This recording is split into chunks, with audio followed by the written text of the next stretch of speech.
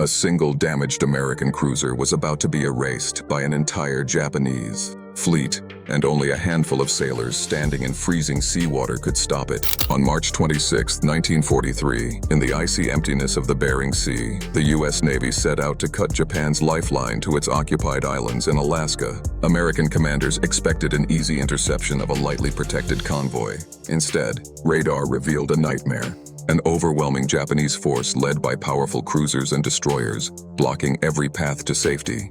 Outgunned, outnumbered, and hundreds of miles from help, Rear Admiral Charles "Sock" McMorris made a decision that could only end one way: fight. For more than 3 brutal hours, warships traded fire across the Arctic waters as shells screamed overhead and geysers erupted around the American formation.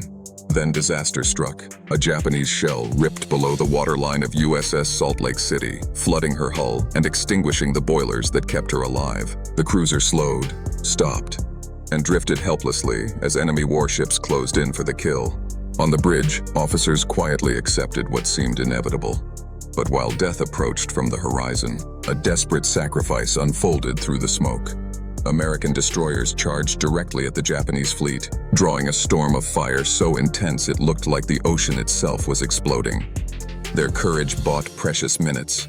Deep below decks, engineers worked chest-deep in freezing water, feeling their way through darkness and flooding compartments. Then, against all odds, the boilers reignited. The cruiser came back to life. At the same moment, Japanese commanders mistook American shell splashes for incoming air attacks and ordered a withdrawal. The fleet that should have won turned away. The cruiser that should have died survived. That day, a handful of exhausted sailors changed the course of the Aleutian campaign and proved that sometimes the difference between victory and disaster is measured in just a few impossible minutes.